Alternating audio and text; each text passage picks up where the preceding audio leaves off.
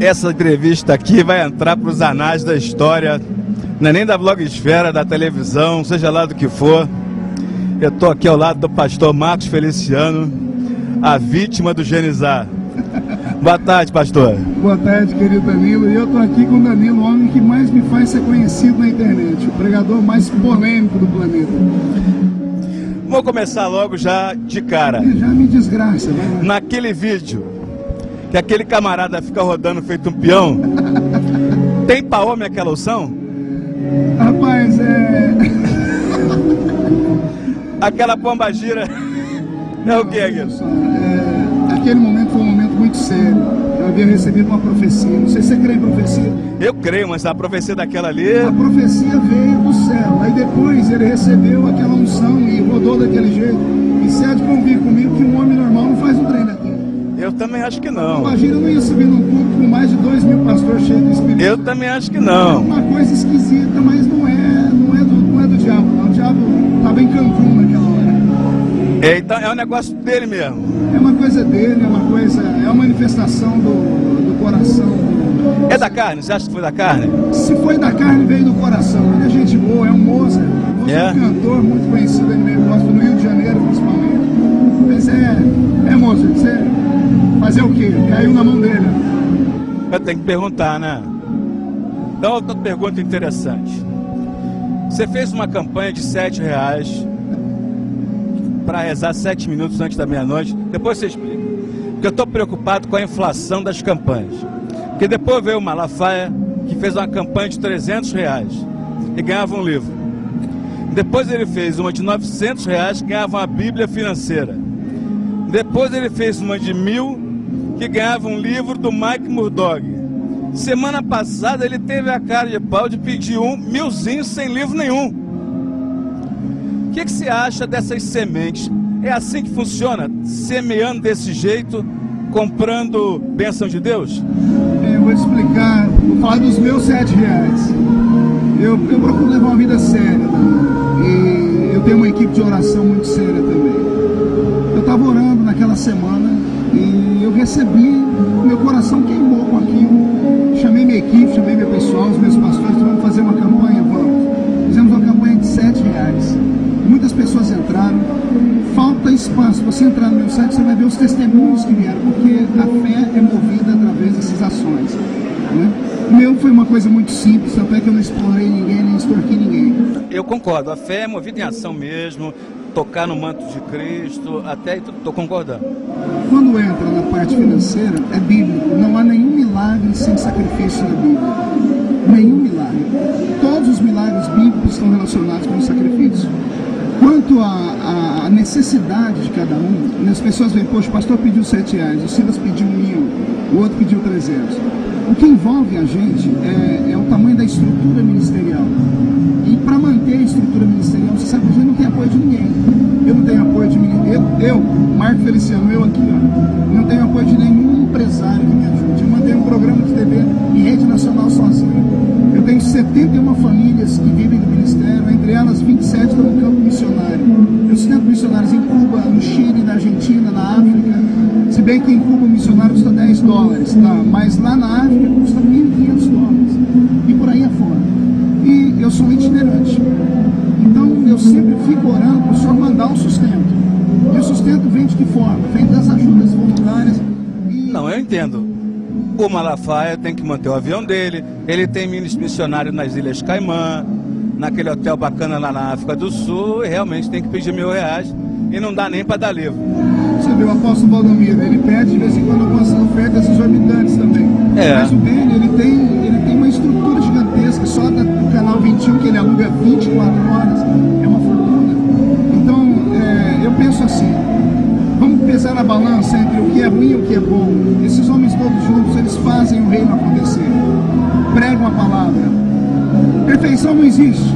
Somos como uma flor. Imagina uma flor, uma rosa. A rosa, ela tem a beleza, o perfume e os espinhos. Todos os ministérios têm espinhos. Então, eu falo por mim, eu não falo por eles. Eu fiz aquela e pode ver que eu não fiz outra. Meu programa de TV talvez seja um dos únicos que eu não peço ajuda.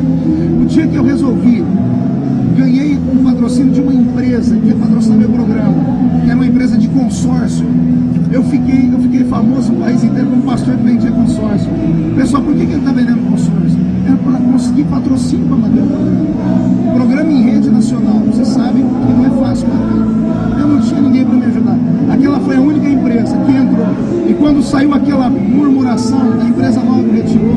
E eu também achei por bem não manter mais aquilo. Não abri mais espaço para ninguém.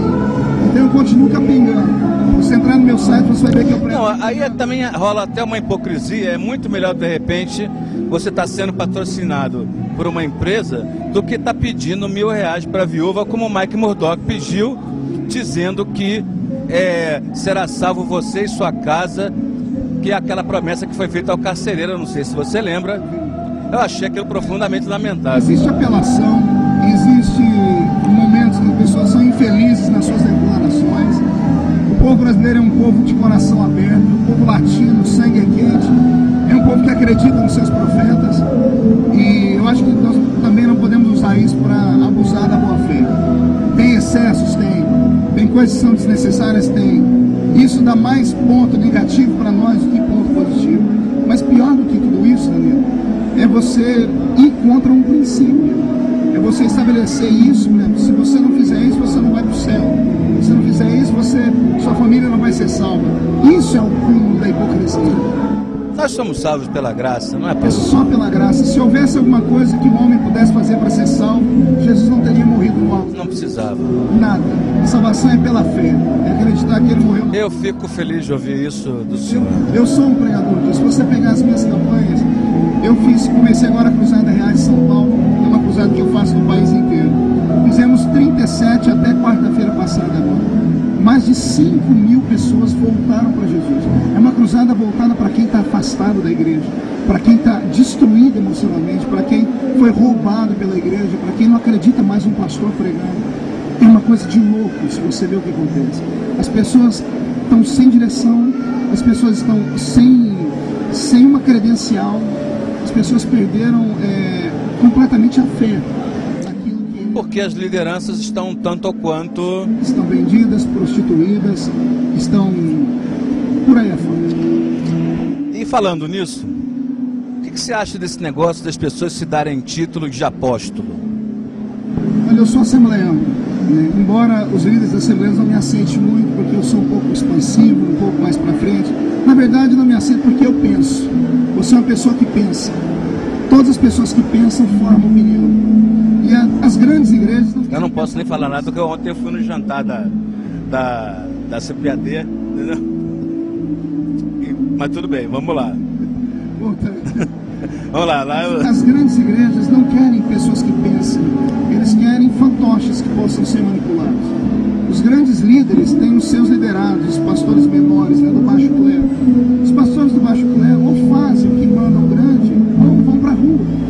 Então aí se esquece chamada, unção, compromisso, verdade. Eu sempre andei na contramão porque eu nunca aceitei isso. Eu venho do meio do mato. Eu venho de uma cidadezinha de interior, minha fé foi construída numa igreja de 3x4. Então você é contra isso? Eu sou contra esse título? Eu sou contra tudo aquilo que faz o homem ser mais exaltado do que ele merece. Para mim, apóstolo não deve ser um título colocado em uma credencial, e sim uma ação ministerial. Se alguns vão e fundam ministérios em outros lugares, que sejam missionários. Apóstolos. E patriarca? Aí é um pouquinho mais acirrado, porque eu nunca vi isso, a não ser na Bíblia. Então eu acho que essas pessoas são corajosas demais. São corajosas. Eu respeito a unção de cada um. Eu sou pastor. Já tentaram me dar uma unção apostólica em algumas igrejas. Já tentaram me colocar um título de bispo. Eu falei, gente, eu sou pastor. Na verdade, até o título de pastor pesa no meu ombro, porque eu sou mais um evangelista do que um pastor. E hoje eu pastorei a igreja, e a minha igreja sofre, porque a igreja quer um pastor lá dentro. E eu sou um evangelista. Se tirar um povo da minha frente, se tirar as massas da minha frente, o ministério termina. Então, eu acho que cada um deveria ficar nisso. Que é sabido de todos que algumas pessoas recebem essas nomenclaturas para que ninguém os atinja mais, porque ficam acima de tudo. Isso é notório. É claro que existem casos e casos, tudo tem que ser avaliado.